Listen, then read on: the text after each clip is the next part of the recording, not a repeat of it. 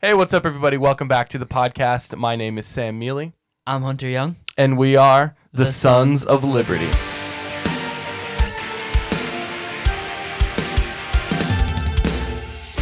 Today we're going to be talking about taxes. Everybody loves taxes, right, Sam? The retention just went down by 90%. Taxes. Make us interested in taxes, Hunter. What are we talking about today? What we're going to be talking about is the fact that income taxes are unconstitutional. They're stealing our money. It's theft. And we're going to be talking against that. And I just smacked the table. I know you don't like that. But I'm fired up. Triggered when No you more hit the taxes. table. This is America, baby. We hate taxes here. We're founded on tax rebellion, and that's what we're trying to continue with the Sons of Liberty podcast. Let's That's go. why we're here today. Are we encouraging everybody to not pay taxes? I'm not saying anything. I'm just saying don't pay your taxes in 2023. If we all don't pay, there's nothing they can do. Anyway. I think we all know that our current tax system is flawed. All kinds of solutions are brought to the table by different politicians. Some people say there should be a flat tax. Some people say billionaires shouldn't be existing and that they should be taxed 99%. What does all this mean? What does our tax code even mean? Why do we pay taxes? What do our taxes go to? And how can we as Gen Zers clean up the mess that our past generations have left us and uphold a simple, constitutional, and biblical tax code? These are the questions we're going to be asking and answering in today's podcast. So, What was the problem? Okay, so what are we fixing? We as Gen Zers, we want to take back New England, we want to take back America, and we got to reform this tax system. What was the issue that our former generations created? Was it the IRS? Was it the Federal Reserve? Was it the certain things that were being taxed on? Is it a combination of everything? What? all of it. Okay. All of it. The fact that we have the welfare state, the fact that our taxes, we have the average American, we basically pay 50% of our income to taxes one way or another through state taxes and everything. So that's not the way our founders intended it, and that's not the way God intends it to be. So we got to fix that. Okay, so I worked at like a tree farm a couple summers in high school, and on the pay stub, it was like the first time that I was an official employee, and so you get the pay stub and everything, and my gosh, the stuff that was coming out. So you had the check, and then after a week's work, over like $100, almost $200 was sent to different things, whether it's Social Security, and then there was income tax. I think it was federal income tax, Social Security, and like a couple other things. Is any of that constitutional? No. Okay. All right. So we've Yeah. got that. Let's start at the beginning. Before we get to before we getting into exactly what our generation or former generations messed up, let's go back to the first American generation, 1776, the founders of our country. What exactly did the Constitution say about taxes? Did it say anything? Because I think a lot of people on the right are under the impression, more libertarians, I think, they say, oh, they didn't want any taxes. That's definitely a sentiment that I've seen played out on the right. What was the founders' view?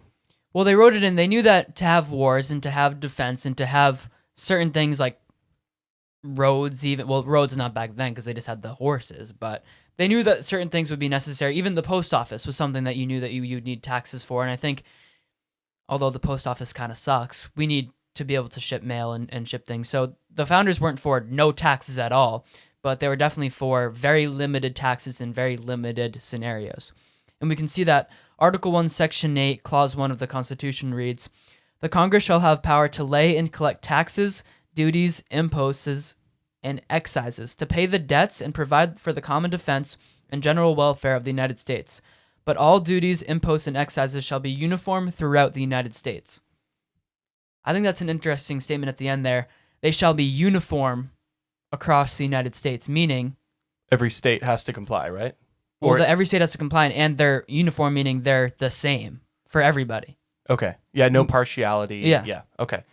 So, let's break down Clause 1 here. So there's some words people might not understand. All right, let's break down the different types of taxes here. We've got that you can collect taxes, duties, imposts, excises. Break down the imposts versus excises, because I guarantee a lot of people don't necessarily. I had to Google that earlier. So imposts would be taxes on imports, like if you get goods from another country like China. Do the voice. You got to do the voice. China. There you go. If you get taxes from China. you would have to pay an import tax, and the other taxes would be excise taxes, which are sales taxes. Which so a national sales tax would actually be constitutional. That's something that's being proposed now. Is people are like, my goods are going to go up 10%, but if all your other taxes were going down, then I think it would be a net win. But that's another conversation. We're not going to get into the direct policy. Poll taxes. That's when it refers to taxes. That's what it's talking about. Poll taxes, taxes to vote, actually, or So you were taxed every time you voted? like when you went to vote. Yeah, you would pay because that's You would something pay to vote. yeah, That would that's not be racist, popular. isn't it? That would not be popular. They No. would call that racist, Yeah. actually. No, but that would not, because they would associate making people pay with like disincentivizing underprivileged communities from voting because you're making them pay or whatever. Well, it was a ridiculously cheap thing. It was like a stamp. It's like buying a stamp. It would be like okay. super cheap. Okay. But also a lot of these taxes would be a poll tax. It means like a head tax, or this is the assumption of what taxes would look like, or they would send a tax bill to the state. Each state, say there's 13 states, we need to raise 100 million for the war. Each state owes whatever amount of money, and then the states could decide how those taxes were paid for within their own state. Okay. But it was never this top-down IRS surveillance state kind of idea. This was never envisioned by the founders, and there was never taxes on income. Taxes on income were foreign to the founders. They had never envisioned that for America. They believed that if you were trading your time for money, which is what you're doing when you're working, that is not a transaction that was ever to be taxed, because ultimately your time and the land belongs to God. Mm-hmm. Therefore, it shouldn't be taxed. Yes, and I was listening to Ron Paul, Dr. Ron Paul. He presidential candidate. I believe he was a senator or a representative in Texas. Excuse me. And he basically said that the income tax, the reason it's unconstitutional is because it makes it makes the government the center of everything. It makes that it almost makes it look like all of your money is the government's inherently. Right.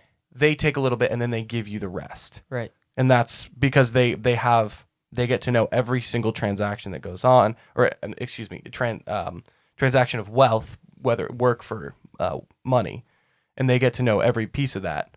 So it's like they are giving you a little bit of your own money, even though it's yours in the even first though place. it's yours in the first Right. place. Yeah. And that's another thing is that the government was never meant to be this large that you would need so much money, which is we're going to get into how much the U.S. government actually gets each year in taxes, and it's ridiculous. And that was one of the things that, going back to the Bible, to biblical principles, when Israel wanted to institute a king, one of the things that God warned the people of Israel about having a king is that instead of working for your family, instead of working for your community, all work would belong to the king. You would work for the king, essentially. The king would have his own businesses, and that's what we have today. You have a centralized power where you have 2 million people working for the federal government. The federal government's doing all kinds of things. They do insurance, Medicare. They do social services. They do all kinds of things. We have a federal police force, that all these things that need to be paid for. And God warned the Israelites of what a centralized power would look like. And now in America, we're seeing the fruit of that same kind of centralized power where we work for the government, not the other way around. It almost does feel like every time tax day comes around, we're just a pawn on the chessboard that the IRS has created for every American. It's like we're beholden to it, and in the same way property taxes. It often feels like when you go to pay property taxes, you don't feel like you own your own land, which I think that technically means you don't own your own land. If you own your home but you don't pay your taxes, you lose your home. That's crazy. Yeah, and we actually had, when property taxes were first coming out, you had stories of, I don't know the exact sources, but of a widow whose husband had died, and she couldn't pay her property taxes because she was a widow, and she was like, I own the land, I don't work, I'm in my 70s, I'm old. And the men in the community who knew her when they knew the day that the government would be coming to collect or to take the land from her, kick her out of her house, they were sitting on her front porch with their rifles saying, I dare you guys to come over here and take her out of her house and take her land. That was what America looked like when things were first being instituted. They said, Where was that? I don't know where it was. I just heard it. That's awesome. So, but I believe it. That's what America, That's what- they would have been like, never, Yeah. never would you take a house from a widow for her not paying her property taxes? That would never be a thing that would fly. And now we all. do That it. was instituted under Woodrow Wilson, correct? I'm not sure exactly. I'm sure. I Well, think it property was. taxes are at the local level. Are they? Yes. Oh, really? Yeah, you pay property taxes locally. Interesting. That makes sense. Yeah. Because property taxes pay for the schools, I believe, right? I think that's how Yeah. it works. Property taxes pay for the public schools, which is also silly. Like if you don't, like I grew up homeschooled, and yet my parents had to pay taxes, give money to the public schools, even though they homeschooled their kids. Which that's another issue. But I mean, it's similar because the property taxes. Bella, could you actually check on that? If property taxes go to pay for the school system, I'm like, pretty sure. or what exactly property taxes They pay do. for? I think they do. It started in 1796 was when they first started property taxes, which is pretty early. 1796. But it says it was only thought this- 14 of 15 states taxed land, No way. but certain states did not tax property but income from property. So it was kind of a way to tax, but that was at the state level. And that was at Well, that local was level. back when everyone had a farm, so Yeah. the money that you made on your land Right. was taxed. Okay, that's basically just an income tax at that point, right? Yeah, pretty much. But if you made your money off the land, it wasn't a tax. Yeah, it is. I'm surprised that it was that early, but even then, I mean, it Yeah, was me 20 too. years after I guess 1789, the Constitution, so it's not that far past it. But I guess in the colonial times before the Constitution, it would have been more foreign to them. So, but anyway, we got to get into the foundation of it. Like, what does our tax code look like today, and what is the scenario that we're in? So, in 2022, the federal government raised $4.5 trillion from taxes, That's which it? is, yeah. And I wonder how much they spent. Probably at $7 or $8 trillion because we're going in debt at massive levels. But how did they do that? I mean, $4.5 trillion is still a lot of money. Yeah. Probably. I don't think you have $4.5 trillion. I do not. All right. Not good to know. yet. Not yet. We Not will yet. once the Sons Once of this Liberty- podcast pops off. once the empire The- raises. But we have a progressive system, meaning that the more you make, the more taxes you pay. do you think Logically makes sense. that? Yeah, of course that makes sense. Of course that makes sense. If there's a flat tax rate, there shouldn't be a number of a dollar amount of taxes you pay. no. I mean, a percentage of your income. Yeah. I mean that makes sense because it's the same with a tithe. Right. If you're gonna pay, if you make less, you're gonna pay less in a tithe. Yeah, If you're you always make no matter more, in what you're gonna pay whatever more. system you're gonna pay more the more you make because that's just there's more things to tax. So, Yeah. but also And you have a target on your back from the government if you're a rich individual. yeah, and I mean we can see just looking at the numbers, the U.S. needs the income tax, which is why so many people aren't advocating for it to be gone, even though it's Yeah. unconstitutional. 50% of total tax revenue at the federal level comes from income taxes. So if we were to wipe that out, that 4.5 trillion would go to 2.25 trillion with real quick. So they need it. The federal government needs our income taxes to survive. And out of this came all the scare of shutting the government down over the summer. Yeah. Was because Well, we and couldn't even now, yeah, it's always a scare. They got to do it every few months to make sure the government doesn't shut down because we don't because have money. so they have to raise the debt ceiling so then Yeah. they can borrow more money in order Yeah. to print more money so the government doesn't shut down because we have so many employees to pay, so many agencies to run. That's the case, right? Yeah. Well, and That's also crazy. too, our tax dollars don't even. There's not like like the government doesn't go, oh, look at we've got a bank account with $4.5 trillion in it. Like that's not what it looks like to the federal government. When the federal government needs money for something, they just ask the Federal Reserve for the money, and they get it either by printing it or by what the Federal Reserve has.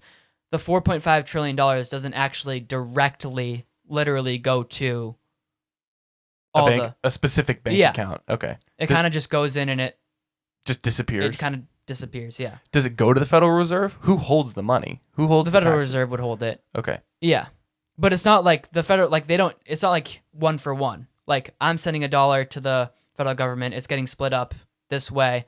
It's like if the federal government wants money, they get it no matter how much they're getting in taxes. So, because I mean, they can just take out as much. So then debt. why do we pay taxes if they just print and print? Well, because they Print have money, to have print some money. way. I mean, imagine what inflation would like if That's that, true. if If there's that, nothing backing. Yeah. And so another form is payroll taxes, which are Social Security and Medicare. They fund Social Security and Medicare but they don't really fund it because we go into debt for Social Security and Medicare. So, but that makes up another 30% of. If we're going into debt for Social Security, how is it going to benefit me in 50 years? If we have to go into debt every year in order to fund Social Security, how am I going to get a check when I'm old if I want to You apply won't. for it? There's no way we can afford it for the next 50 years. Because our debt would be over 100 trillion at that Yeah. point. Goodness. So yeah, it's kind of ridiculous. Okay, so But why- also, that's basically another form of an income tax, the payroll taxes, because they're taxing the business for money that they pay their employees for. It's basically like centralized insurance is basically what it is. Which, if you look at the numbers, if you just put the money that you were putting into a Social Security into the S&P 500, which would also be better for the economy for more money to be in the S&P 500, you would make way more than Social Security. It Yeah. wouldn't even be close. all that compound interest? All that compound interest, baby. But yeah, so that's another. And that's 30% of the total tax revenue. So Social Security and Medicare taxes, those come. I think it's like 6.25%, or that might be Massachusetts sales tax. Whatever it is, it's like around 6% that you get taken out of your check. So that's basically another income tax, effectively. Yeah. And then corporate income taxes make up around 10% of total revenue. 90% of the U.S. government's revenue is from a form of income taxes, basically, if you count Social Security and Medicare. Because My that's gosh. basically an income So tax. if you cut income tax, you have to cut the government in like 10 by 90%. 90%. Because the rest they get from like import and everything, which are constitutional taxes. So basically, if you cut out all the unconstitutional taxes, the U.S. government receives $455 billion a year. Okay. However, if you cut out all these taxes, though, and this goes, and this is an historical perspective. This isn't me just pulling this out of my butt. You've got Alexander Hamilton, who, and I can't remember if I've talked about this in the podcast or not, but he wrote after the Revolutionary War, America was in about, I don't know, almost $20 million of debt, which back then was a lot of money. And he wrote a report at the Continental Congress, had him basically go write a report, and was like, all right, figure out this debt problem. How do we pay our debts off? He basically theorized that instead of raising taxes in order to make more money, in order to pay off the debt, let's lower taxes and then sell bonds to the American people. And then once you sell bonds to the American people, that'll build up credit with your citizenry, thus causing them to take out more bonds. So now, and when they take out a bond, they have more financial freedom and the financial capabilities to start businesses and to thrive economically. And when more people thrive economically, you're going to pay a lot more in taxes. And Right. and very quickly they paid off a large chunk of that $20 million of that Whatever those, it was. whatever it was. Yeah. And Well, I it's, think and it's not because they raised taxes, it's because they lowered taxes and allowed the market to do its work over the course of 20 years. Yeah. Yeah. Well, I think that's what we have now is we have a market. We don't have a free market in America, basically. We're shackled by crony capitalism, which is there's so many regulations and there's so many hoops to jump through for creating a business that actually benefits the big corporations. People want to talk about the big corporations getting benefits. That's true because a big corporation that makes $1 trillion, not $1 trillion, whatever, $1 trillion A lot of money. corporation, Yeah. they can pay lawyers and they can pay these people, accountants, to jump through hoops and pay less taxes. But the average small business owner who's just a mom and pop store They can't can't afford do that. Yeah.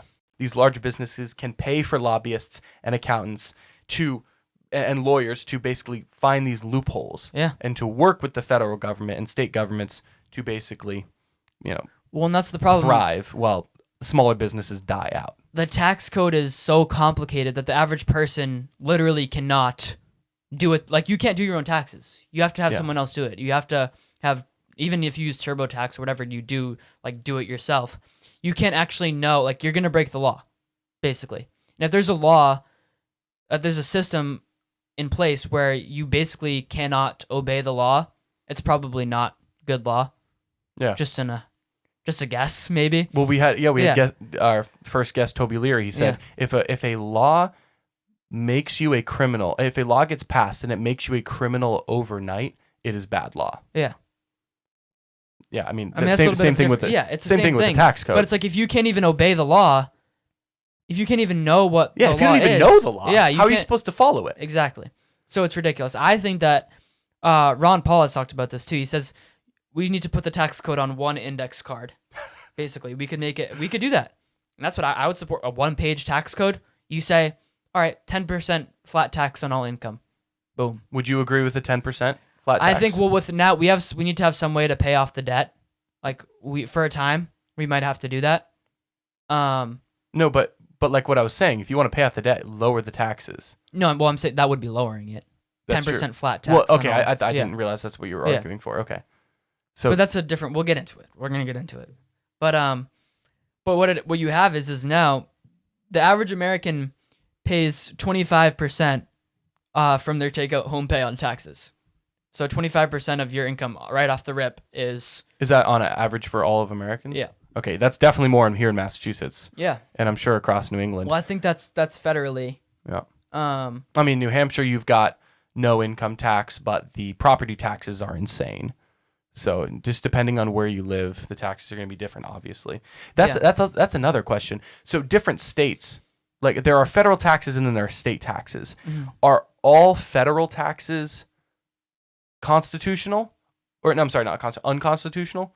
Like are there only certain break this down? Like are there certain types of taxes that are constitutional versus unconstitutional? If we read the Constitution, it was says excises, duties, imposts, polls to pay debts. And the thing is, the money that you were paying taxes was specifically for a purpose. This was meant only for wartime. Really? Oh, so this is the only okay. After a declaration of war? Yeah, because for the common defense and for the general welfare, but that meant for supporting people who during war needed the money. Yeah. That was what it was intended for. There was never to be a 2 million employee large federal government that you needed to pay for. Yeah. This was never a thing. So we have it now where the average American is paying way over what the tithe would be in taxes. And that's another issue that we can get into, but that's a good question. Why are we giving more money to the federal government than we are our churches? As a Christian, that feels wrong. Well, that's true, and that's one of the things. It's a principle that the less Christians tithe, the more the federal government is going to be obligated to fill the role of the church and charge more taxes. True. So the less you tithe, and you wonder why are my taxes going up? Because the church isn't feeding the poor, because the church isn't taking care of the widows, because the church isn't taking care of itself and of its community. That's why you have taxes that are so high. So that's why, in part, I don't blame the federal government for having such high taxes, because the church declines to serve its role as salt and light to the world and taking care of the afflicted. So that's a whole nother issue. We can get on the church a lot, and we should, for not tithing. And I don't tithe, so I should probably start doing that. Put my money where my mouth is, literally. I love my church. I should probably tithe. Yeah, everybody from your church is watching right now. I love you guys. No, so we know what it looks like. The average American pays way over what the biblical tithe would be. We pay way more than the founders ever intended. I mean, there's no way that they were paying 25% in taxes back in 1789. Yeah, I mean it was just enough for the federal government to do what it needed to do. Now, you said we could pay it off, the Congress can get taxes in order to pay off debt. Would that justify? Do you think that you can make a constitutional argument that any type of taxes is okay if it's going to if it's going to our national debt? No, because it doesn't give the power. Well, the thing is, the 16th Amendment gives the Constitution. It says the 16th Amendment does give Congress the power to lay and collect taxes on incomes. And this was the 16th Amendment, which was in 1913. It was ratified in 1913. So if they did this amendment, that means that it was assumed that before that, the federal government didn't have the right to tax income. Or why else would you need an amendment allowing it? Okay, so yeah, some say that the amendment ratified. Well, let's get into that. Is the Yeah. income tax unconstitutional? Some say the amendment ratified the Constitution, therefore making it constitutional. Others say it actually goes against the Constitution, and it was an amendment that should not, even though it's now law and technically Yeah. technically constitutional, it actually goes against the original document. Right. Which side do you? Is there a middle ground? Which Well, side I think do you it think it obviously is correct? goes against the original intent of the founders, but now because of the 16th Amendment, it is constitutional. Okay, is there like a technically. part in the Constitution where it talks about that, or like are you saying like the spirit of the founders in The writing spirit of the founders Constitution? and what we were just reading, which is Article 1, Section 8, Clause 1, and it never gives, because the Constitution, we have to understand, is an Right. enumerated powers document, meaning the Constitution, the federal government only has power to do what is explicitly granted to it in the Constitution. Yeah. So you can't just say, oh, well, the Constitution doesn't say anything about it, therefore I can do it. No, you can only do it if the Constitution says you can do it, Yeah. if you're in government. Well, yeah, I mean, James Madison has a quote. It says, "If Congress," and he's referring to these 18, Article 1, Section 8, there are 18 clauses enumerating what Congress can do and no more. Right. And James Madison in 1792, he says, "If Congress can do whatever in their discretion can be done by money and will promote the general welfare, the government is no longer a limited one, possessing enumerated powers, but an indefinite one." It's interesting he uses the word indefinite and not like large or overreaching. He says indefinite, like It has no limit. it has no limit. Right. It will never go the other way. It will never shrink. So he's saying that that if there were not enumerated powers on the Congress, if it just said, Article 1, Section 8, yeah, there's going to be a Congress to make laws for stuff. Oh my you god, can do whatever you want. Yeah. Whatever Well, you which is want. what we do It's now, a blank but, yeah. check. Well, I mean, Anyway. but that would have started Way even earlier. way earlier. Yeah. Right after the country was made. You would have had bad actors get in there immediately and take power. But that's the thing So now. the fact that these 18 clauses are here, but that speaks to the Constitution more broadly. And what we're trying to get back to as in New England, we're trying to bring a bottom-up approach. We're Limited starting here in New government. England. Limited government, enumerated powers in government. And that's where we have to start. Yeah. Yeah, and that's why I don't know why. Thank you, James Madison, for telling me that. Yeah, a the good quote. It's a good Constitution. quote. Yeah, the Constitution never gives in the original Constitution, never gives Congress the power to tax income. So therefore, it's against the original principles of the Constitution. And even if you read documents from Hamilton and from Madison, they will speak against income taxes because it was never. Again, like I said, it was never. It was foreign to them in terms of biblically building a government based off of limited government. If you have limited government, you can't have income taxes because it violates private property and it violates your time. That's another thing too. It basically, the IRS violates the Fourth Amendment because the government doesn't have the right to know what your income is. The government doesn't have, that's a violation of unlawful search and seizures because the government doesn't need to know your business, doesn't need to know what job you have, doesn't need to know how much money you make. They have no right to know that because they're not your daddy. They're the government. So that's another interesting thing is like the IRS has no right to tell me that I need to tell them how much money I make. So the way taxes would originally work is that on the government would basically just trust the people to then when they send them a blank check or whatever, saying, hey, we want 10% of your income. They're just trusting that the people actually put in 10%. Yeah, or it would be for a specific goal, so they knew how much, even a dollar amount. It wouldn't even be a percentage. It would be. So why wasn't everybody just lying and say, oh, I only made $10 this year, so I don't have to pay taxes, like pay $1 in taxes? Because if there's no oversight, if nobody's knowing how much money you make, were people just honest back then? Yeah. Generally, I mean, because you said it's not good for the government to have debt. It's not good for us as a country to be in debt. So Yeah. I'll pay it. But It definitely makes it feel like more on your part, like, hey, I'm helping our country. Yeah. I'm helping the government pay off their debt so we can all Because thrive. you trusted that the government wouldn't encroach on your rights. Well, and it's go not that you even trusted further. the government. You trusted the Constitution To limit government. limit the government. Right. So you're saying, okay, I can trust where this money is going because I know that the Constitution is the supreme document of the land. Did you get into the number 4 here, talking about customs, Yeah, I did. excise? Okay. All right. What do you mean by gift taxes?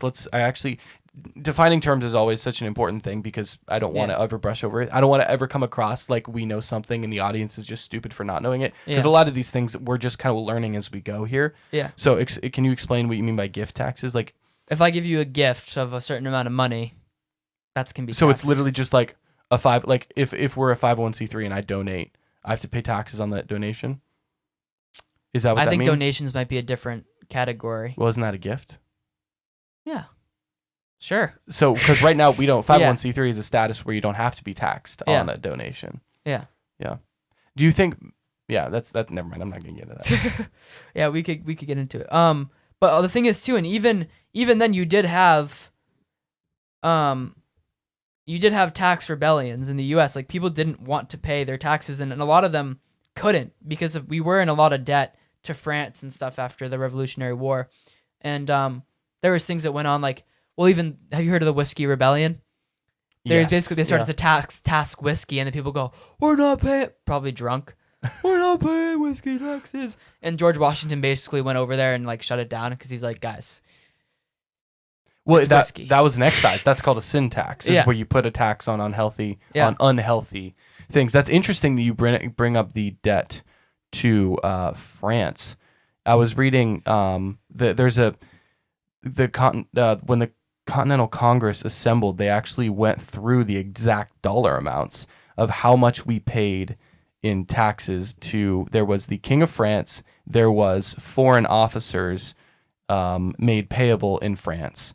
And then there was a Spanish loan and then a Dutch loan. Yeah. So we owed the most money. It says we owned $240,740.60 to the King of France. Yeah. There was like 20 grand in interest, and then we had like $265,000 in Dutch loans. Yeah. $48,000 in interest on a Spanish loan. Yeah. So and it's crazy how detailed this is. Like, this is actually understandable. Like, reading through this report from the Continental Congress, it's understandable. There's a dollar amount. Like, who would have thought that the government actually cares about the money that they're entrusted with down to the cent? I know we the don't penny. even know. We can't even know that now. The penny. It's too much money. Like, literally, right here, I see a $432,897.81 to the 90ths. I don't even know what that means. They're so it's so It's not exactly even a precise. thing that exists. I don't know. It's not a coin for 0.009 cents. What the heck? But They're yeah, no, it's so good. They specific. were because they believed that they were stewarding money that wasn't theirs. It didn't belong to them, and that's what was the principle of all Americans, was that our money belongs to God, not to us. And I think that part of it is we brought it upon ourselves by, America. To be fair to America, we do give the most to charity out of any nation by a long shot. Well, it's not because of the taxes. It's No. because it's not the government paying. Yeah. It's not the government giving to charity. No, Government's it's us. going It's the people. But to fund their own programs. It's the people. yeah, but also part of Through it is like industry. we have been greedy in certain ways, and we have been like not paying our tithes and not giving God His 10%, because it says the Bible says your first fruits of your labor should go to God. Why will we pay taxes but not God? Not paying God. That sounds weird. But like helping the church. Like, Yeah, I don't know. it doesn't make any Well, sense. I think to me. part of it is a lot of the churches. You'll have these pastors. Well, I mean, you don't have any leg to stand on, Hunter. Come on. That's true. My pastor is good with my church's I'm money. just It's also kidding. not just my pastor. It's you have an elder board and I'm just everything like messing. that. But you got the Kenneth Copelands of the world who are spending their time. They'll give them churches give Kenneth Copeland money for him to be able to get his whatever $1 million private jet. So we need to support local churches a lot more as Christians and give rebel taxes. Give your rebelled tax money to churches. If there was a way to do it, that would be the way to do it. Yeah. Like if we were Well, to is there any way to be like civilly disobedient in this towards realm? taxes, I think you Like would have to do it from the it would have to be. It would start local level. You Yeah, fight it it would in have to be from the local. fight it in the town Yeah, meetings. you couldn't just do that on the federal income No, tax no, level. for sure. I'm not. Yeah. I'm not talking about Yeah. the federal. So you start local, goes to the state. Maybe you get enough counties to agree. Yeah. You send their representatives from those counties who want different sorts of taxes. Because I'm thinking here in Massachusetts, like, how do we reform the tax situation here in Massachusetts? Because it is crazy. First, I we want need to- so badly to raise my family here, and I plan on doing that. But like, it's crippling to think about how much money you need. I have to pay for old people to live out the last few years of their lives in Social Security. Like, gosh, do you not have kids that'll take care of you? Why do I have to pay for this? Like, I love you, but get involved in a church. If you really need help, the church will help you out. Or they Like, should. They should. Yeah. They're not. That's I the know. government's filling the role that the church has long since abdicated. But in any case, how do we reform? What's the situation in Massachusetts? Yeah, in so New that's England? the thing is we need to raise up a standard that's completely different to what the government's doing now because they're just going willy-nilly and it makes sense. They see a huge debt. They see, oh, we need these to pay for these social programs. We need to pay for all these things. We got to tax the people more, obviously. And they say, oh, well, the rich, they need to pay their fair share. They need to do this. So that's what the liberals are saying.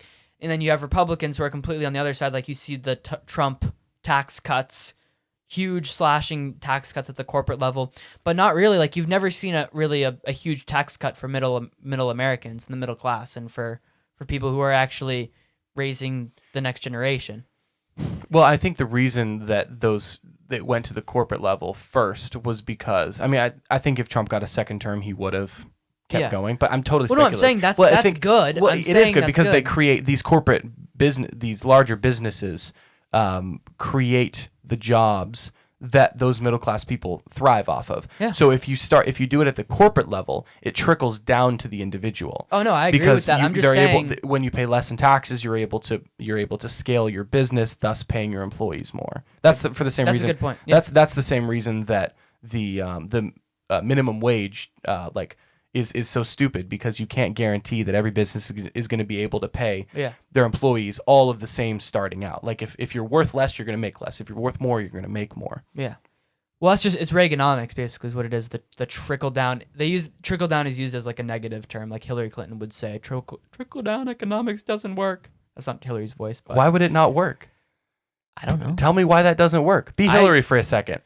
Trickle down economics doesn't work because the corporations are just trying to make a profit and they're exploiting their workers, and they're trying to give as little to the workers as possible, and they're trying to make as much profit for those up top and those who created the business as possible. Right. Because that It makes doesn't sense. If you want to scale your business, you pay your employees less and you Yeah. make them less happy. That makes a lot of sense. Yeah. No, you don't do that. You pay them more because you give them bonuses. You give them paid incentives to be vacation. productive. You thank them for making you rich.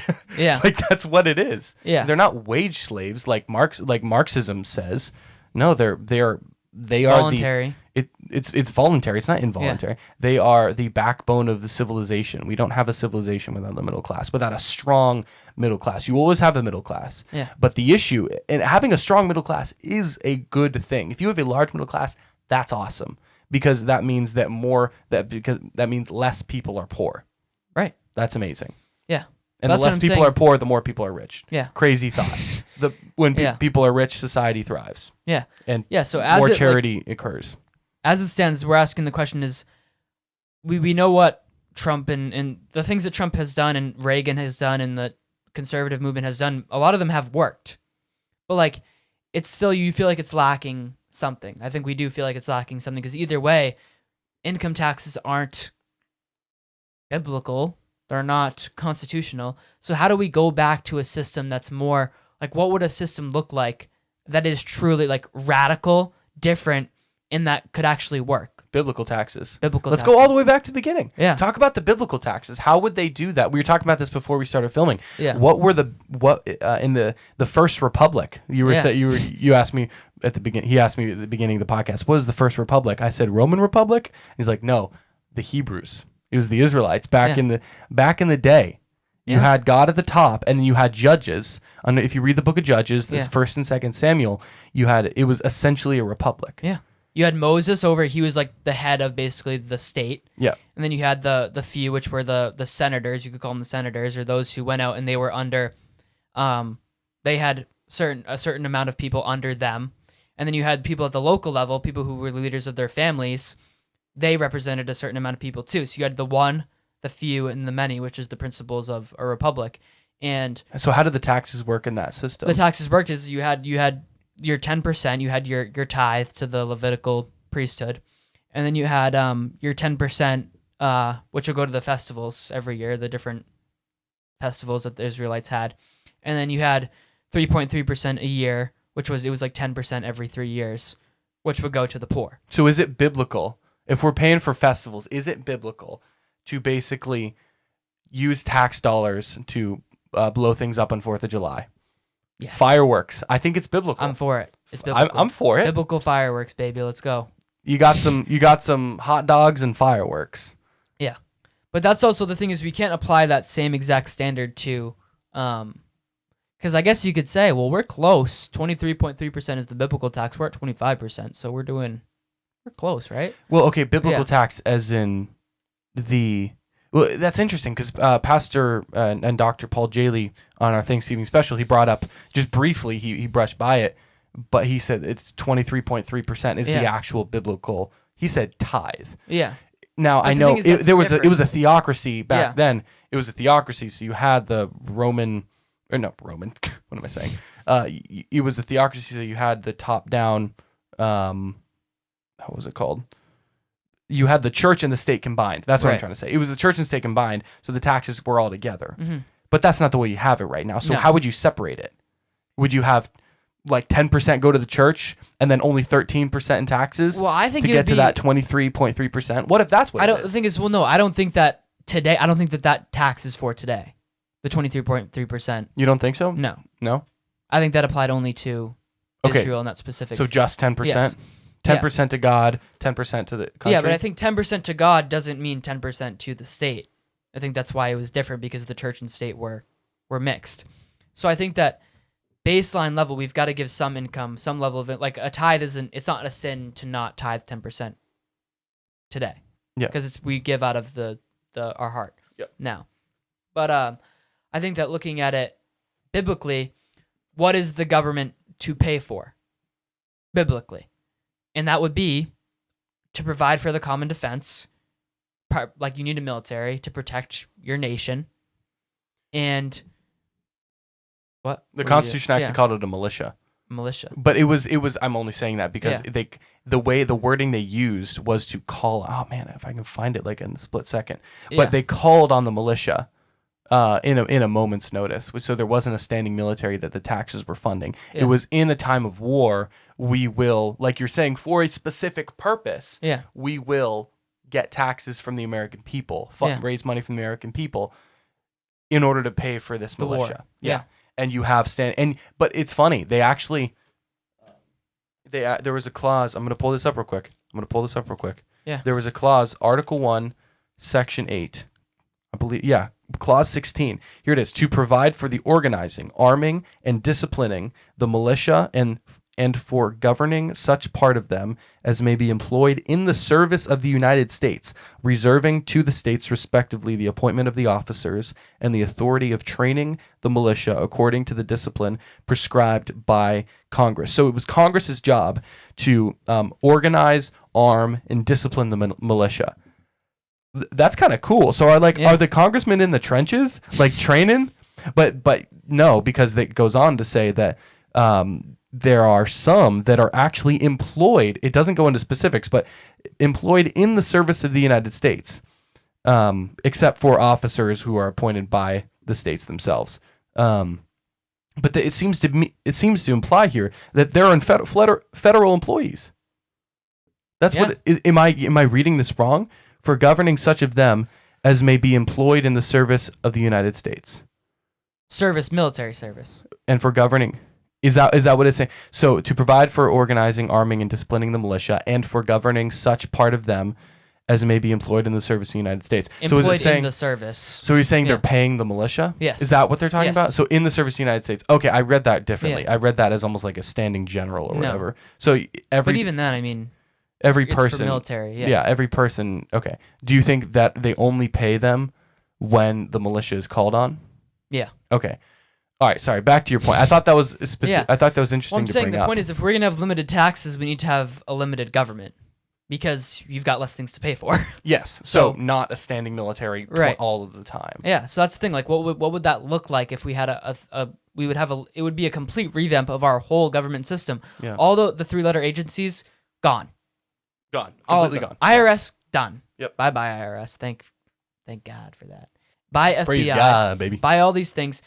And the thing is, you don't have a problem. It's not taxes. Taxes are inherently bad. Jesus said, "Give unto Caesar's what is Caesar's." Like, there's things that the government needs to be able to do. Mhm. But the thing is there's an issue when you have it bought top down, and you have this money that you're sending that is not directly gonna impact you. Like local taxes for a school, fine. You know what I mean? It's like, I mean, I wouldn't like say it was great, but that's something that you can justify at least morally. You know what I'm saying? Yeah, you can justify. Yeah. I disagree with it. Yeah, but yeah, but you can. It's like you wouldn't have like you couldn't find a biblical no issue no. with that, and you'd have in terms of constitutional principles, it's a locally you can just move to another town. Well, So- are public schools even constitutional? Because that brings into question the Department of Education. A public school maybe on the school- state level. Yes, exactly. That's what I'm saying. Okay. At the Okay. On local the state level. level. I'm sorry. All right. So like all these 3-letter agencies, pretty much all of them. I don't even know any of them that would stay. Really? What would even stay? FDA? No. No. No. All these gone. Department of ATF, Education get gone. outta here. ATF gone. Bye bye. Bye bye. Yeah. Going So- around Congress? No, thank you. Yeah, so all these things, like, the only thing that you'd really need to pay for would be the military. I mean, you could have something, like, I don't think that maybe interstate highways would be a thing that you could fund. I think that, because that, but you would have to be building it in every state. You would have to be Yeah. equally applying it to every state. Yeah, But uniform in all states. Uniform in Yeah. all states. So I think that we have this thing where we give special welfare, like, special welfare would be only being able to receive Social Security if you're over a certain age. Wouldn't that be the definition of special welfare? True. Well, I do know that the founders set up a. I'm taking taking a Hillsdale College course on civil rights in America, and one of the first episodes, one of the first lectures, one of the faculty, I can't remember his name, but he was saying how the founders actually did set up a sort of a welfare system, but it wasn't like you get to sit at home and we send you a check every month, or we send you a bag of gold every month or whatever. It was you go to a place almost like in an orphanage, but for not just for kids. So it was like a community area where you lived and you worked in order you But worked was this for the your federal stay. level? I don't know. Probably not. I don't know. Yeah. But it said like you work for your stay. Mm-hmm. So I doubt this is not the federal No. level. No freaking way. This Yeah. is the federal level in 1776. Like, no, you worked for your stay. Like you didn't Yeah. just win a blank check and you just got to buy, eat Oreos all of the time because, you couldn't work or whatever. But if you were hurt or disabled or whatever, like you would be put into service for something and work for your stay. And that's not a bad thing. I mean, to a certain level, it's caring for people. I mean, I think the church should be doing that, but at the same time, you don't want people in the streets. No. So it's more of an immediate solution. Yeah. And then hopefully just incentivize the churches to get their act together. Yeah, so I mean, basically, like, there wouldn't be that many things that you would need to pay for if the federal government wasn't so overreaching and overpowered federal government is what we have now. The big boss. Yeah, so I think that's Bowser. the biggest thing we have to talk about is to limit taxes, you've got to limit spending. The U.S. government True. spends over $6 trillion. How much did the U.S. government...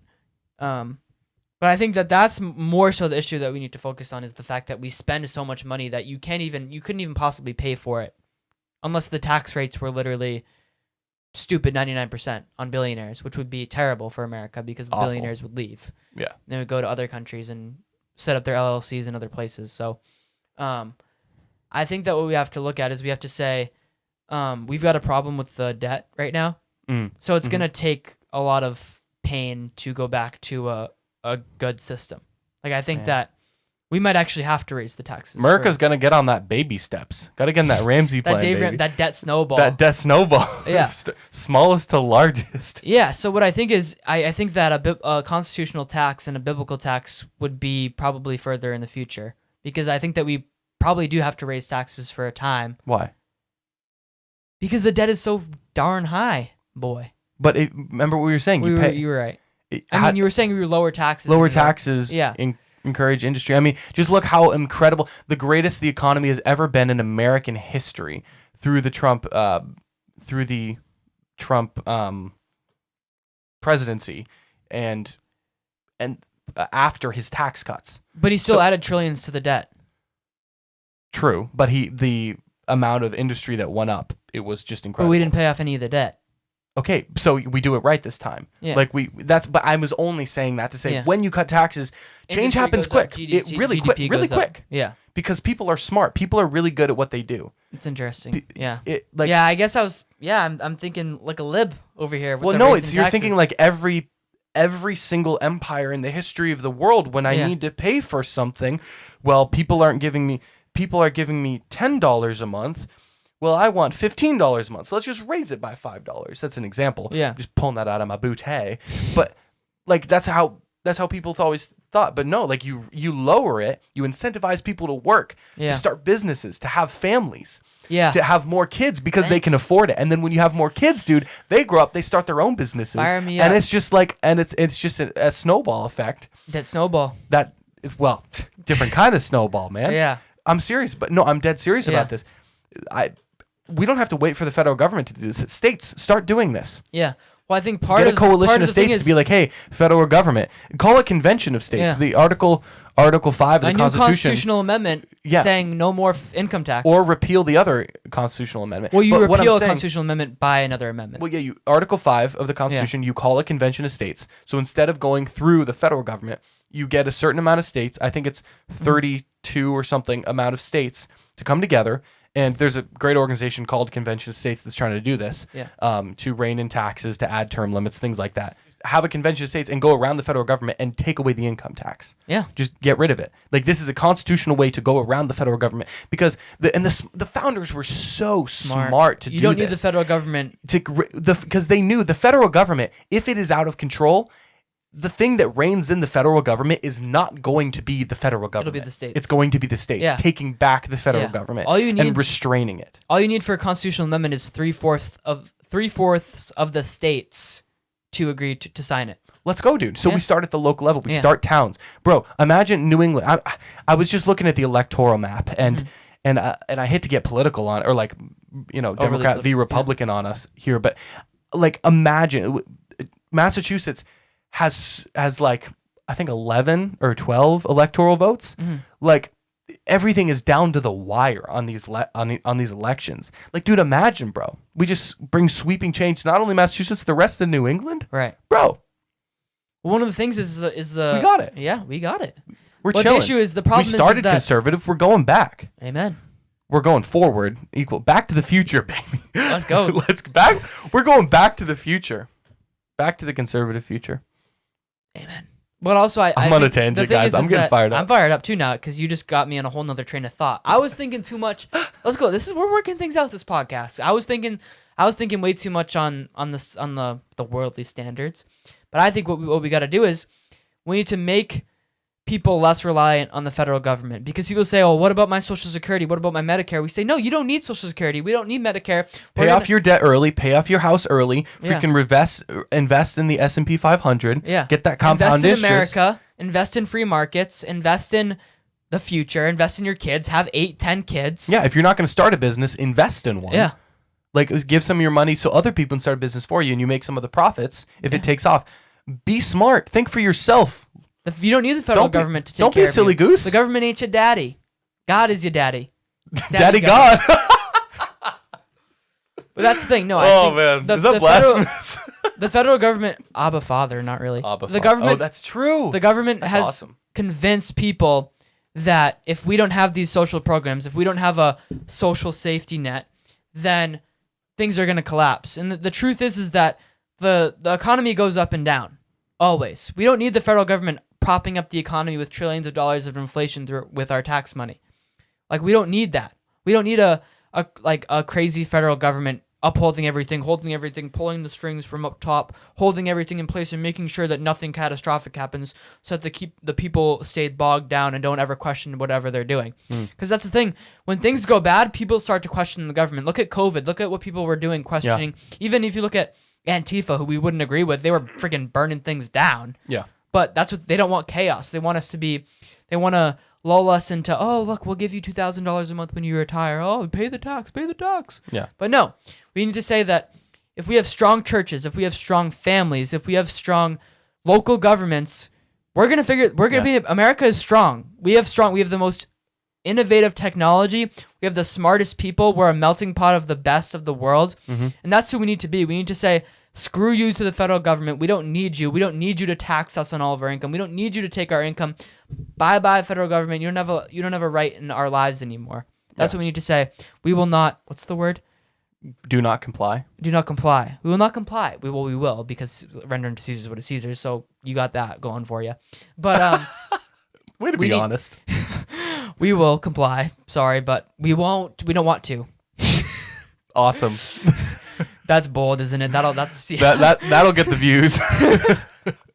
But it starts at the family level. I think because if we want to go to our local, like I'm envisioning a scenario where in the future, we take back Massachusetts for conservatism, and we're going to Massachusetts and be like, all right, well, this is great. We've got the Republican majority. What do we do with it? All right, let's cut taxes. That the people love that. Okay, how do we do that? Man, the income tax. Wait, hold on. Let's get rid of the income tax. Okay, well, first of all, we can't do that because blah blah. It pays for 90% of whatever. Blah blah. And we can't do that because we have all these programs here in Massachusetts to help the poor and to help the homeless and blah blah blah. All the Social Security stuff on the state level, and we can be like, oh crap, we can't. Like that's not realistic to just cut it. But let's say we start working now on making good families and good churches here in Massachusetts. And then in 30 to 40 to 50 years, it'll take a long time. Yeah. If after all that time, we go to our Republican majority in Boston, we're like, hey, we've got strong families. We can take care of the homeless. Cut that program. We can take care of them. Amen. Look at how much we've been tithing over the past 50 years. We don't need this program. Cut that one. Cut this one. We don't need the income tax. We can shred the government and we can still pay you well because we value our public servants, because we want our public servants to be people who used to be police officers and used to be firefighters and teachers and professors. Anyways, I'm getting off on a tangent, but it has to, if we can go to our Republican majority and be like, hey, you're able to cut all of these things because the church is going to pick up the slack. We're going to reclaim our original design and we're going to do what Christ has called us to do. And this is not a foreign concept. I definitely talked about this on the podcast, but the governor of Iowa during the COVID lockdowns, she didn't lock down anything in Iowa. Instead, and then she outsourced to the church. She asked the Church of Jesus Christ. She didn't empower them, or she didn't give them any money, but she asked the Christian church, to basically be like, hey, will you run will you help the homeless out? She basically just gave all of the humanitarian stuff to the church. Like, hey, please handle this. Imagine that. Imagine Massachusetts doing it. Imagine our wonderful governess, Maura Healey, coming to... She's asking the churches already. She's already doing it with the illegal immigrant crisis. Is right. This is what they're doing. Because they kiss the Son, the people in the government. They know that the Son is Lord. They know that Jesus is Lord. And they know that the church is going to take care of the things. Well, explain what you mean by that. So what are they asking the churches about? Well, they're asking in Massachusetts... They've asked churches and they've asked people, because they're running out of places to put illegal immigrants that are being bussed in from Florida and from Texas, because Massachusetts is a sanctuary state. Yeah. So they're asking anyone, churches, please help us home these people. Yeah. Why would they ask churches not? Why wouldn't they be asking the Atheist Foundation of Massachusetts to do that? I don't know if that's a thing. Probably. But because they know the churches have SatanCon. Why SatanCon to come take all of these illegal... No, because they know the churches have a command from God, and that they hold true to their convictions, that they are supposed to... True religion before God is this: taking care of the widow and the orphan. Yeah. They know that we're the ones who are supposed to be doing these things. So we got to say, and we got to humble ourselves and say, you know what, Maura Healey? We're going to do it. When you have people who are... Those veterans in Hyannis who got kicked out to house illegal immigrants. There was people in Cape Cod, Massachusetts. Cape Cod, Massachusetts. They were being housed by the VFW, or they had veteran housing, and they got kicked out for illegal immigrants. How powerful would it have been if a church in Hyannis said, "We'll take you and you can stay at our parsonage" to those veterans? Yeah. Look at Maura Healey. Look at you're failing. Look at what we're doing to house. Picking up the slack. Yeah. Pick up the slack. I think that would be the message. Is that for now, the government's going to tax us, and it's going to happen. And we need to fight it. We need to say that it's tyrannical and that it's wrong. Yeah. But also, we need to do our job as Christians and as conservatives and make every dollar that we have go so much further than the government. Be better. We can spend our money better than the government. The only reason why that they're taking it from us is because they think they can spend it better than we can, or else why would they tax us? Yeah. So it's all about power and it's about control. And we need to say, no, with this 60% that you guys leave me with, we're going to do so much more. We're going to donate more to charity. We're going to help the homeless. We're going to help all these things that the government is failing to do. You look at all these cities that have the highest tax rates, like San Francisco, homeless in the streets, gang, violence, crime. They're not doing their job. We're going to say, as Christians, as the church, as conservatives, we're going to make every dollar count because our dollars belong to God and we're accountable for where our money goes. And we're going to say, and then we're, like Sam said, we're going to be able to say to the federal government, you know what? I think it's about time the income tax goes away because We don't need it anymore. we don't need it. We never needed it, and we're proving it to you through Yeah. cultural change. And that's what I think we need to hammer down is that cultural change starts bottom up. We always say this. It starts with the individual in your own heart saying, how am I not spending my money? How am I not spending my time Yeah. wisely in Yeah. doing and building God's kingdom? Then the family will say, what can we do? What can we do at our home level? How can we raise our own chickens? How can we make our own food? How can we make our dollar count more? And then it goes to the church. As the church, how can we help each other? How can we help our community to solve the problems that are facing them? How can we help the poor? How can we give money? How can we tithe more to give money to the poor? Because that's what we're called to do. And then it goes up. The local governments will say, hey, look at what these churches are doing. You know what? You guys, you keep doing that. We're not going to tax you because you guys have got to figure it out. Hey, imagine that. And then it goes up to the state level. Massachusetts says, wow, we've got a robust and amazing church that is taking care of the widows and the orphans. We don't need any of these social programs in Massachusetts anymore. Then the countries, the states look at Massachusetts and say, hey, look at what they're doing. It's working. And then they start doing it. And then the federal government goes, shoot. We got to bomb somebody. Dude, that was going up, and then Oh, no, I'm saying like the bomb. Because, I'm saying the government, the federal government, the Satan, the one who rules the powers and the principalities above, they want discord. They want people to be fighting each other. They want people saying, I need my welfare. And they want, no, shut up, fatty. You don't need your welfare. They want that fighting back and forth. But what we need to say is, no, we're not going to pay for your bag of fudge rounds. We're going to pay for your rounds in your AR-15 and help you. Never mind. I could get really far on that. No, but we're going to take care of you. We're going to be Americans. We're going to take care of each other.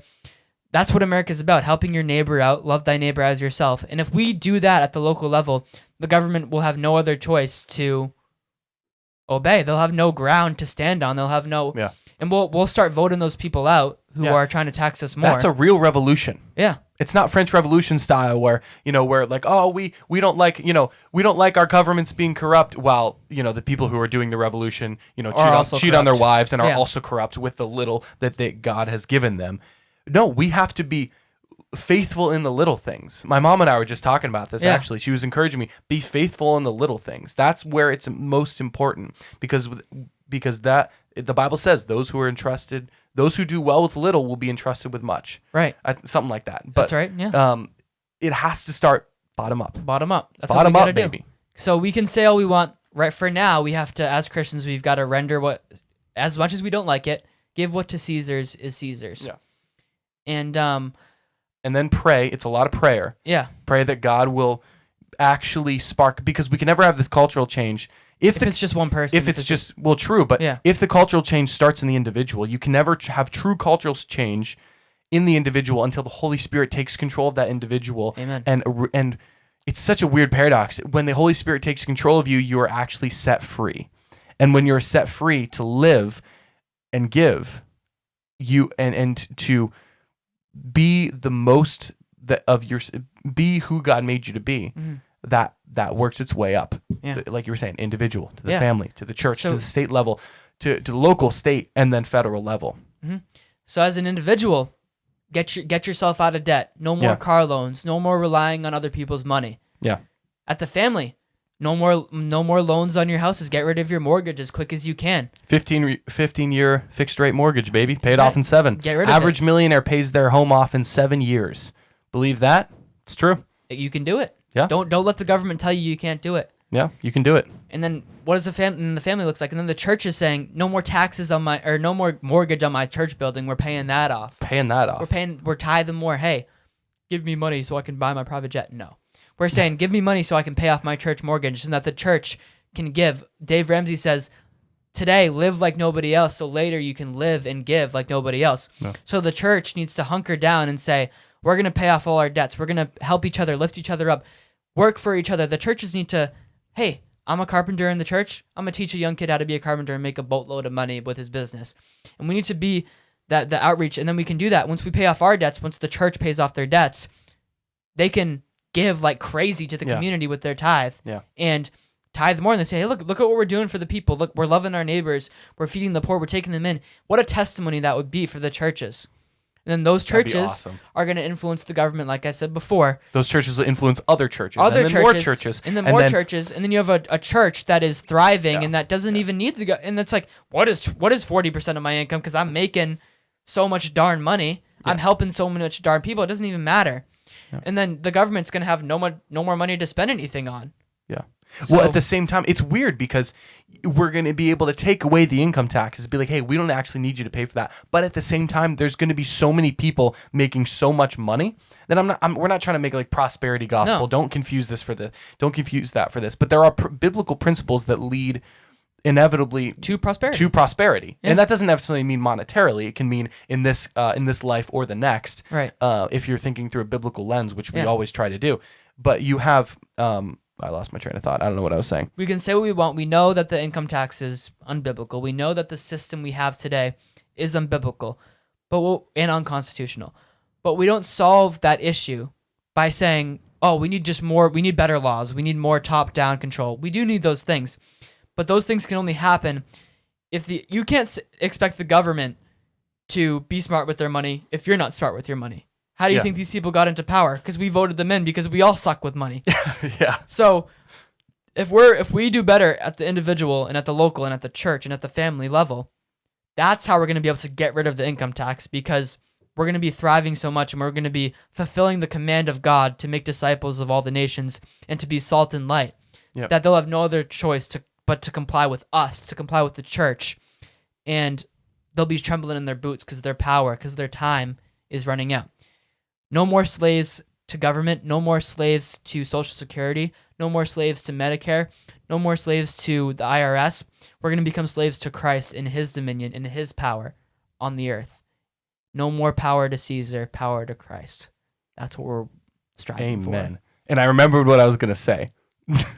Would more people make more money? The government actually makes a ton more in taxes. Yeah. Caesar, we're helping you out too. We're helping you out, Caesar. So just get your eyes off yourself, and you'll be set one day, Caesar. We'll make you so rich. I know, but that's how we get to it. So we can say all these things about top down and how it should be run, but at the end of the day, the change is going to come from bottom up, because that's how Jesus does. Bottom up from the heart. And like you said, taxes can be so confusing, but we just boil it down to its simple, to the common denominator, and it's just like any other issue, any other political issue. It starts from the bottom up. And that's why we here at the Sons of Liberty wanted to talk about that. It seems like a boring topic. Oh, I'm going to talk about taxes. Awesome. What am I listening to my dad or something? Like, this is important. This was the reason, one of the main reasons for the revolution. Yeah. Like, dude, we got to know our stuff, man. We got to know our stuff. Yeah, we've got to know why, and we've got to know what we're failing at morally ourselves to be able to actually fix. Because if we can't expect the government to change, if we're not going to be willing to change. So we got to change. Amen, dude. Amen. This has been this has been a trip. We were working through it ourselves a little bit. I mean, very informative podcast. We covered a lot of bases. Yeah. There are definitely some things that we didn't cover, but I mean, obviously in the realm of taxes, but there's only so much that we know. I mean, we're just two 18-year-olds trying to make our way through young adulthood, trying to I just learn how to thrive that check as a manhood. Come out and I see money taken out, I don't like it. And I don't think anyone does. So but we're trying to look at it not through a far left or a far right way. It's like, what is the biblical way? What's the Christ way? What's the Christ-like way? Yeah. Because the far left way says, "Oh, raise taxes." That's unbiblical. like crazy high taxes. We don't want rich people to exist. Unbiblical. People on the far right take taxes away. They're All evil. They're taxation bad. is theft. I want to have my money to spend on whatever I want. It's all selfish. That's bad too. Yeah. What's the Christ-like way? What's the middle ground? What's the middle ground? What's the middle ground, man? Amen. Dude, we got to go on Jubilee middle ground. You think they'll invite us on, bro? They let us on. Would you go? I would go. That would be fun. Jubilee. What do you shout think we out should for talk about in watching this Jubilee? Talk about Like, I don't like, what would we be best Yeah. equipped to talk about in Jubilee? What if it's like, okay, New England conservatives debate, like, I don't know, Texas Democrats. So you have like the juxtaposition of that, yeah. like the few conservatives like in New the people England. would be like, oh, what do we do about the immigrant crisis? What do we do about all Yeah. these different things? People like southern states versus northern states debate about the immigrant issue. Yeah. And you have like some The new conservatives, Civil War. some conservatives from Yeah. Texas, some Republicans. No, I'm sorry, some Democrats from Massachusetts. Yeah. I know we're not Democrats, but that would be an interesting one, Jubilee, if you're Liberal watching. Texans debate conservative Massachusettsians. I would whatever do we're that. called. That would be so fun. That would be I know. so fun. Guys, this has been awesome. And if you want to debate us, then make sure to like and subscribe and leave a comment Hey, listen, if you're gonna below. comment and say we're a bunch of young, stupid idiots, like some people would say, let us know how I want to know how I'm stupid. Like, I'm not that smart. I'm just a guy with a camera and a mic. Yeah, but so far, all of our quote criticism from people who disagree have not actually been criticism. They've just been name calling. Like, I'd love it if we could I know. actually Let us know if we're get dumb. some good criticism. I asked Paul Jaley, I know I reference him, but he's a brilliant man and I respect him a lot. But I asked him after the podcast, I was like, do you ever get like decent criticism, like someone reaching out to you with like an actual argument to try to debate what you said? And he goes, I wish. Because people Yeah. don't think through arguments anymore. If they disagree with you, they just yell at you or they don't say anything. Yeah. And I know, like, we probably said I said some things that were wrong in this podcast. Probably. I mean, I don't want to think that I'm wrong. I think that I'm right in everything that I say, or else I wouldn't say it. But that's how we figure out that we're wrong, is by other people telling us. Like, I'm blind in certain ways. So Yeah. let me know if you have anything else to comment or add on this video. Let us know. We're open. We're willing to talk. Yeah. Yeah, I do want to let everybody know we're going to AmFest. America We're Fest. gonna- Arizona will be there in a week and 2 days. Turning Point USA America Fest, the largest gathering of conservative youth in the nation, meeting right there, Phoenix Convention Center, from December 16th to the 19th. We are Turning Point. I'm a Turning Point president. Hunter Vice Young president. is the vice president of Turning Point USA on Cape Cod. You can find us on YouTube, actually, Turning Point USA on Cape Cod. We are Turning Point USA at Barnstable County, which is the county that is same thing as Cape Cod, basically. But we're heavily involved with Turning Point USA. Turning Point's not a political organization, but we do, and we're not like a Turning Point podcast or anything. But we're going and we promote it. So we'll promote Turning Point stuff because the point of this podcast is to eventually. Yeah, we don't want to just be promote. commentators. Yeah. We want to be actually. We're not going to be involved. critiques. We're not just going to critique culture. We're going to make culture. Yeah, We're going to have these events. We're and going to gonna be the change that we want to see. Yeah, in so the world. you're as the months drag on here, you're going to see a lot more promotions for Turning Point events, and that's the reason for this podcast, is because we want you conservative New Englanders to feel empowered and to feel like you have a voice here in New England and a way to support it. So if you've been looking monetarily to support things that like Christians and conservatives that actually support your values, then hey, we're always raising money. Cash-filled conservatism. Let's Cash-filled do it. conservatism. We're always raising money to try to to fund these activism events. It's all going to the activism, the money for the donation for Turning Point, because that's a whole separate thing. But anyways, we're here for you. We Thank love you you. guys. Thank you for And- watching if you're here. And guys, we gotta do that corny ending. Do you think we keep doing this? Do you like this? I like it. All right, let's keep doing it. You guys, my name is Sam Mealy, I'm Hunter Young. and we are the Sons of Liberty. Like and subscribe. Like and subscribe.